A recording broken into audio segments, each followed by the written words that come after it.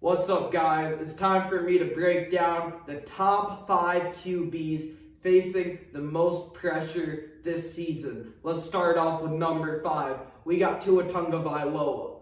Last year, he was benched twice for Ryan Fitzpatrick. The Dolphins mismanaged their quarterback situation. However, they upgraded at the receiver position. They got to a Jalen Waddle and Will Fuller. Now, Tua has to deliver the goods. This team is good enough to make the playoffs. In Brian Flores' first year with the team, they won 5 games. Last year, they were able to win 10 games. Now, Tua has to take this team to the playoffs. In the potential Deshaun Watson deal, the Texans aren't interested in Tua's services. They don't want him. The Dolphins are willing to potentially trade for a guy that has 22 sexual assault cases surrounding him because they're unsure if Tua's the starter. He faces some pressure. He's got to take this team to the playoffs. At number 4, I got Jimmy Garoppolo.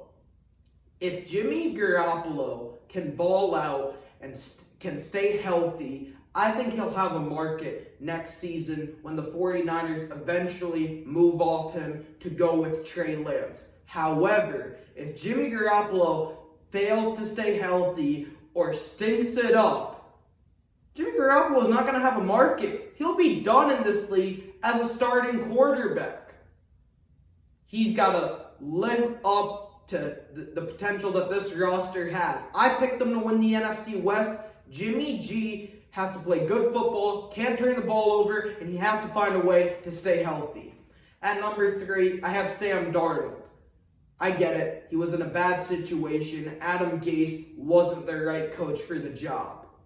Now, he has Matt Rule as his head coach, Joe Brady as his offensive coordinator, who's poised to get a head coaching job. 2 1,000-yard receivers, and Robbie Anderson, a guy that he already has chemistry with, and DJ Moore. Not only that, but Christian McCaffrey, the best running back in football, is coming back, along with Terrence Marshall, who they drafted in the 3rd round. Sam Darnold has enough firepower in the tank in order to get this team to the playoffs.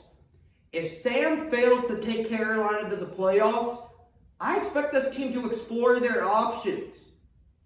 I think they'll be in the Deshaun Watson sweepstakes. Sam has to play well. If he doesn't, the Panthers are moving off of him. At number 2, I have Daniel Jones. In my last video, I talked about Daniel Jones and his situation with the Giants. When they selected him with the 6th overall pick, my head exploded. I never viewed him as a top 6 player in college football. Now, the Giants have surrounded him with 3 new weapons. Kenny Golladay, Kyle Rudolph, Kadarius Toney, Saquon Barkley comes back to the mix. They went all in this offseason in order to surround Danny Dimes with the talent he needed. I personally call him Danny Pennies. I don't believe in him. He's a fumbling machine. He turns the ball over way too much. Since he took over as the starter, he leads the NFL in turnovers. In this division, you have the Washington football team, the Dallas Cowboys, and the Philadelphia Eagles. If the Giants fail to win this division, Daniel Jones is going to find himself in the same boat as Mitchell Trubisky. The New York Giants will not extend his 5th-year option. And at number 1, there is no debate about this. It is Carson Wentz. Carson Wentz was awful in Philadelphia his final season, to the point where he got benched in favor of Jalen Hurts. Now, he's entering the perfect situation.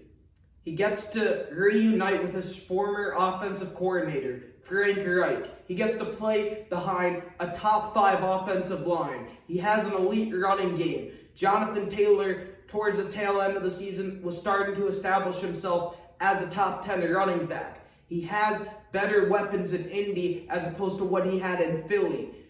the Colts defense was the 8th ranked defense in the National Football League. I don't care about the injury he suffered before the season started. I don't care about the fact that Indy has a tough schedule. This team won 11 games last year. They made the playoffs with an aging Phillip Rivers. Phillip Rivers was on his last legs. If Carson Wentz fails to take this team to the playoffs, he's going to be a backup for the rest of his life. He has to take this team to the playoffs this season. Thank you guys for watching.